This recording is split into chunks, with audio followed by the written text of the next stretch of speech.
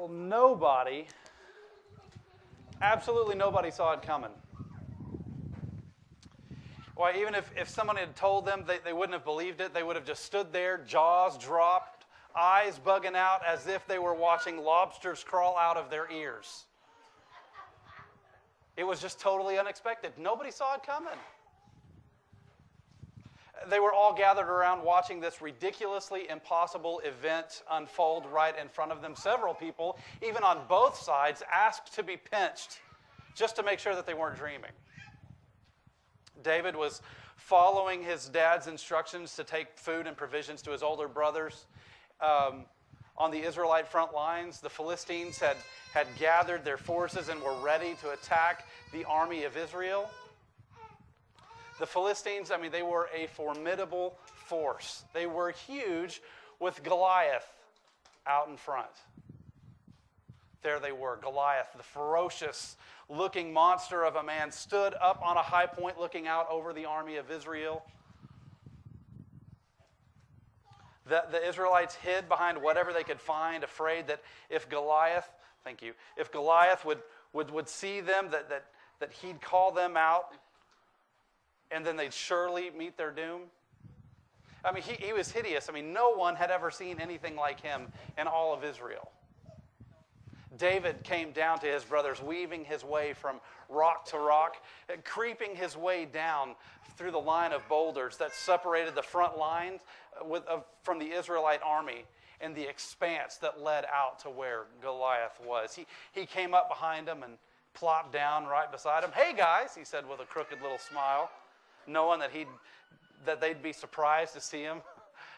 It was more like mad to see him. David had heard the taunts Goliath was hurling at them as he was zigzagging his way down to his brothers. How could the army of Israel let him get away with saying all that he was saying? Who does this guy think he is? Well, the text says, "Who is this uncircumcised Philistine that he should defy the armies of the living God?" Well, this sort of daring question among those cowering for their lives made its way to the king of Israel, King Saul.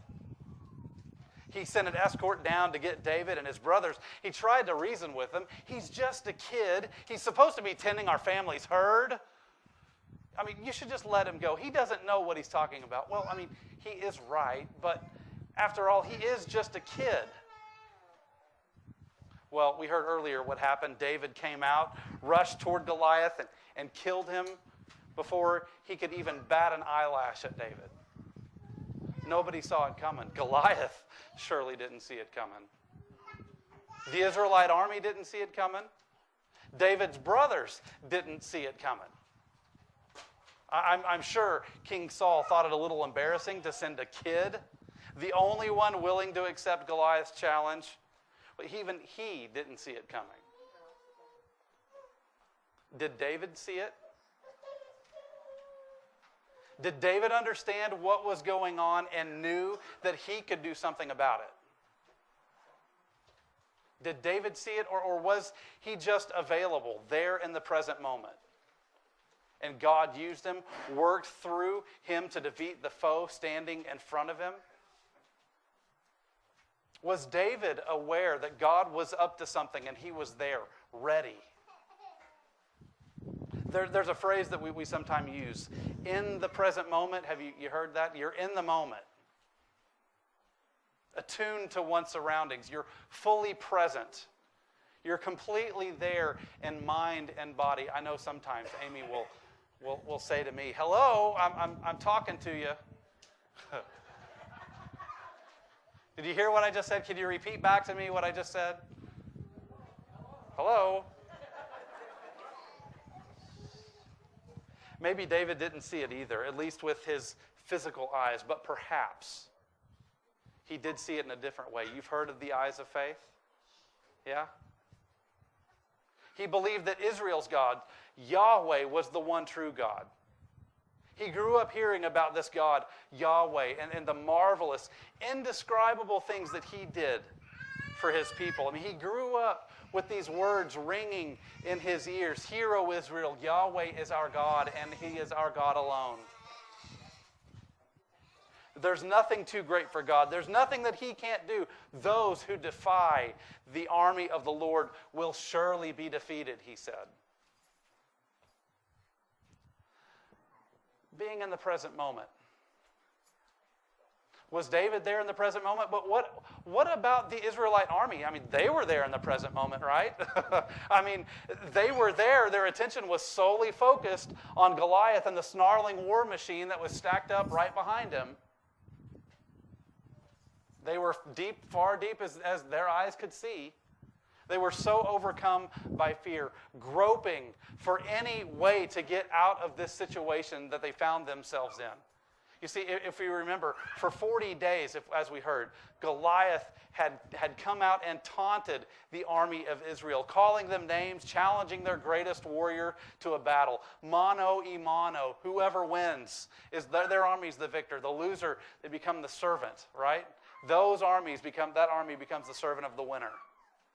They become the slaves. I'm sure that hearing that psychological warfare for 40 days was melting the Israelites inside. The text says that even King Saul was afraid. Now, your king was supposed to be the greatest warrior. He was supposed to lead the army into battle, and he is shivering. Actually, he doesn't even have his armor on.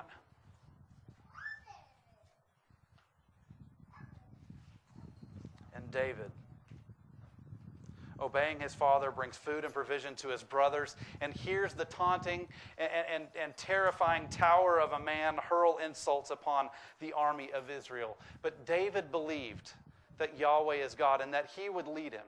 God would lead him. 1 Samuel 17:47 said that David said that God doesn't save by sword or spear because the battle is the Lord's.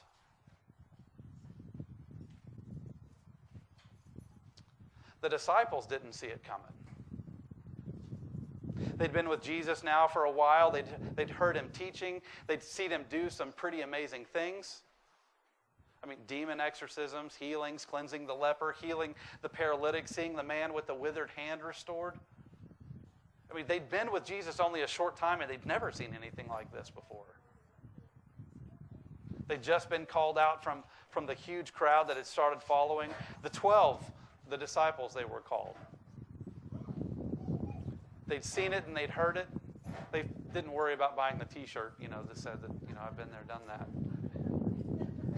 Jesus had been doing some teaching, and evening came, and he wanted to get away from the crowd, so he got in a boat. The disciples with him, they set out across the lake. He's tired. He's wiped out from all the teaching, from all the healing, from all that he had done.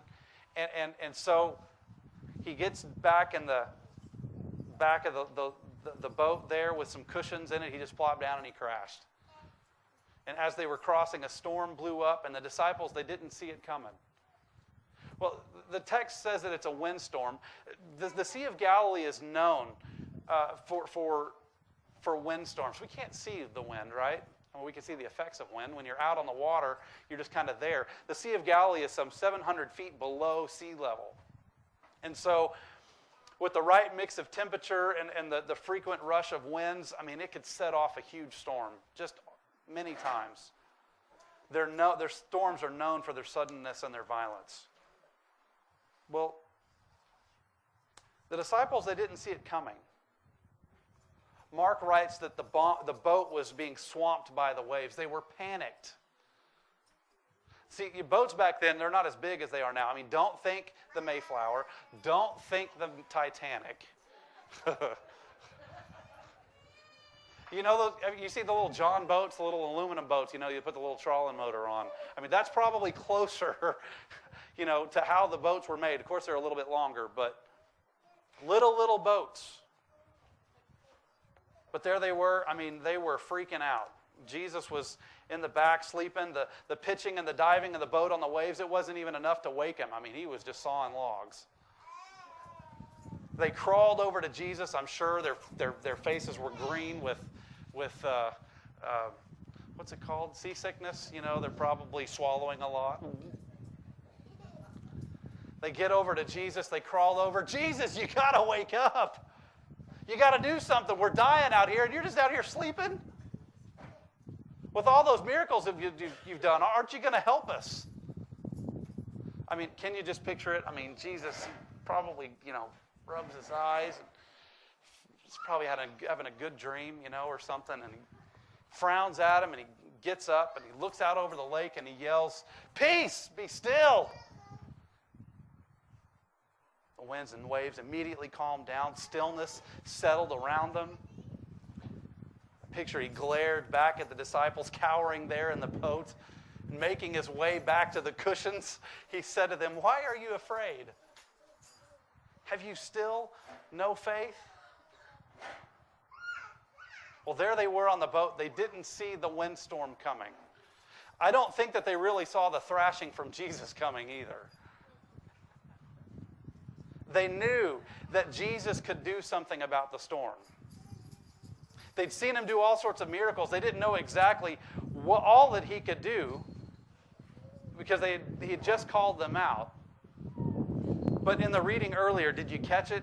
After Jesus had done this, and that Mark says, "And they were filled with great awe and said to one another, 'Who then is this that even the wind and the sea obey him?'"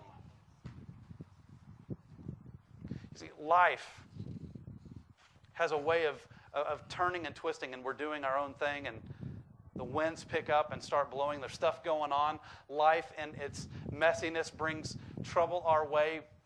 Whether it's a situation that's mounting around us, it seems to be taunting us, backing us into a corner, and we're paralyzed to do anything because it's just so overwhelming. Or we're blindsided. It comes out of nowhere. We're having a good day. We're having a good week. Life is like that song, "I'm walking on sunshine." Oh. And then all of a sudden, the clouds disappear, and you're falling back to a world that's consumed by questions, by fear, by doubt, by trouble, by anxiety, an unclear future, and no possible way out of the situation. These two seemingly different stories call us to have an awareness of something. Both passages deal with fear, but that's not necessarily the point. Both passages seem to connect in a way that's speaking to what's going on below the surface, behind the scenes, that which can't be seen. Faith is something that can't be seen, right? The writer of the book of Hebrews says at chapter 11, verse 1, "Now faith is the assurance of things hoped for, the conviction of things not seen." It's something that's unseen, but can be seen through the eyes of faith. It's what David could see, but the disciples couldn't. It's what Jason Lee was able to see when he contacted the Board of Mission and said, "Send me, I'll go." If we dig deeper into this 1 Samuel passage and go a little before the text that we heard, that big, long, huge story, we'd hear of the prophet Samuel going to Jesse and looking at his sons. Remember the story of how Samuel was going to look for the next king? He walks up to each one. Nope. Not him. Next. It's not him. Let me, come on. Who's the next one? He goes through all the sons. Hey, this is not, none of these, your sons, Jesse, are going to be the king. Is this all of your sons? Oh, wait, no, he's too little. There's David, he's out taking care of the sheep. Well, go get him. You might remember what Samuel said. The Lord doesn't see as mortals see. They look on the outward appearance, but the Lord looks at the heart, remember? All that stuff that David had done while tending the sheep prepared him for that moment in front of Goliath. The scene with Goliath is the proving ground of Samuel's claim that God doesn't look at the outward appearance. God is behind the scenes working, shaping, moving, guiding, directing, and somehow, some way, David was able to see it. David recognizes it. And through the eyes of faith, believing in the supremacy of Yahweh, David steps out. The disciples, they were being prepared. The disciples had been with Jesus, and they saw and they had heard, and they were on the proving ground in that boat. And they failed to see. They just didn't see. Today, through the Holy Spirit, we are being invited to live into an awareness that God is with us. In the midst of the fear, in the midst of the chaos, in the middle of trouble, right smack dab in the middle of confusion, in the midst of doubt, we're invited to see through the eyes of faith. In the present moment, not attuned to the trouble, not fixed and deer light or deers, trapped in the headlight kind of focus on the trouble, but in the present moment, looking to God's hand, looking for God and His preparing work in us, God's hand of guidance, His hand of direction. We're invited to believe that God is at work and available in the present moment. After all, it's what the angels said, right? That Jesus is who? Emmanuel, right? God with us. When we don't see the light at the end of the tunnel and we can't see past the formidable foe of a situation that stands in front of us, when we don't see it coming and we're blindsided, when we're not getting the desired or expected results, we're invited to actualize our faith, to put our belief into action. So in the middle of all the messiness of life, the broken relationships, the lost job, the slow economy, you fill in the blank. We're invited to receive God's grace. God is with us in the midst. He's been working in us and shaping us and preparing us, and He offers us His grace so that we can see through the eyes of faith. Friends, I think that's pretty good news. I don't know about you. God gives us His grace so that we can see through the eyes of faith. Even faith is a gift of God. Because we don't believe on our own. God gives us faith through grace. That's good news.